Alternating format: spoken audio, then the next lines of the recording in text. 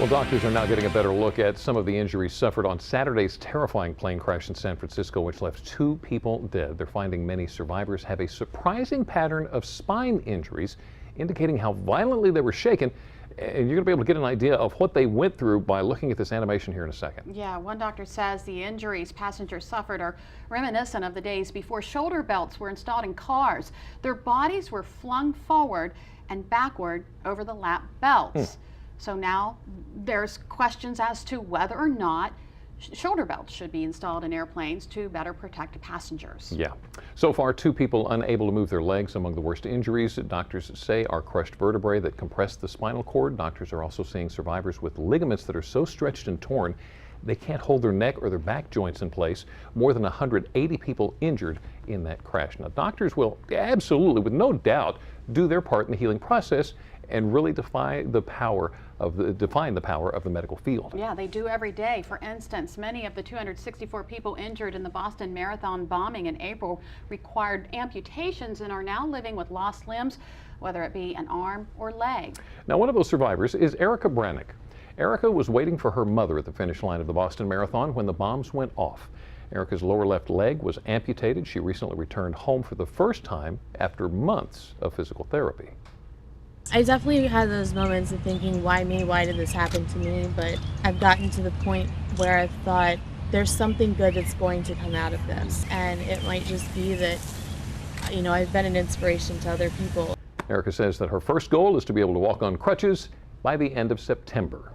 And of course, thousands of our wounded veterans are also adjusting to life without arms or legs. Many are faced with severe, life-changing injuries, including this soldier, Norby Lara. Norby was serving our country in Iraq when a rocket-propelled grenade struck his vehicle, and as you can see, the explosion severed his arm. It also damaged his liver and caused severe lung damage. Took months of intense therapy, but Norby is now able to breathe on his own, walk, and he can even run.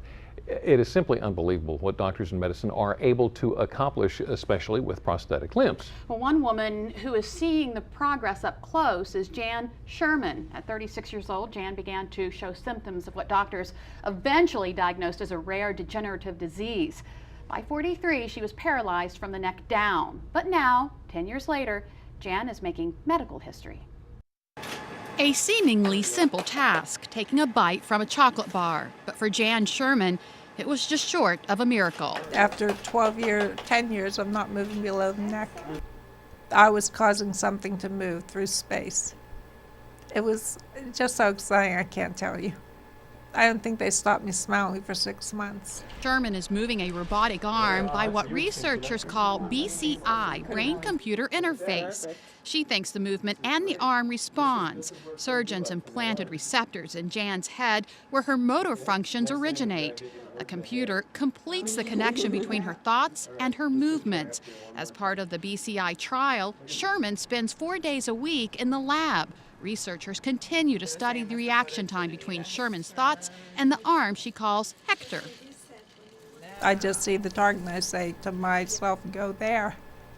And the arm goes there. It's a very natural brain function. That was just the attitude adjustment I needed to hear.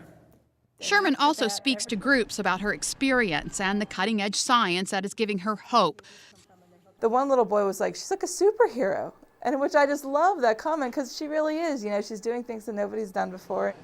Sherman will continue in the trial for another year. Researchers call her work brave and selfless. She's really not getting any benefit out of the study for herself as she's not able to take it home. But she's really just sort of giving of herself so that we can develop this technology for the people down the road. Never give up hope.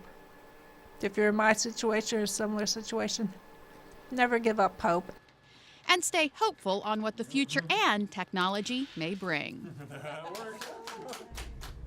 And although Jan is the second person to use the robotic arm, clinical trials could start in a few years. Researchers say the robotic arm could be available for quadriplegics to use at home within 10 years. And a young man that my daughter is dating is studying biomedical engineering, and he was telling us that he would like to develop the first exoskeleton so paraplegics could walk. Can walk. That is absolutely Isn't that amazing? incredible to me. It wasn't that long ago that doctors were having to cut off limbs because they didn't know how to treat a cut. Right. And to do this, it's incredible.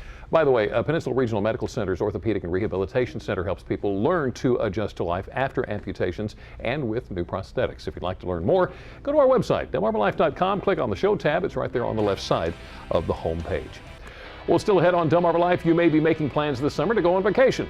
While you're at it, why not make plans to protect one of the biggest investments you will ever make? We're going to learn some simple steps that you can take to protect your home while you're away. And later, it's seafood season. We're in the kitchen celebrating with a tasty twist on the modern salsa. Cannot wait for this. But first, we just talked about the latest development with robotic limbs. Dr. Oz now has more on the advancements in back surgery. Back surgery once meant body casts and months of recovery, but the latest techniques have made it a much quicker procedure. Vertebroplasty and kyphoplasty are minimally invasive procedures to strengthen a collapsed vertebra, weakened by cancer or osteoporosis. Similar procedures use radio frequency to treat chronic bulging or herniated discs. General run-of-the-mill lower back pain can usually be treated with just physical therapy.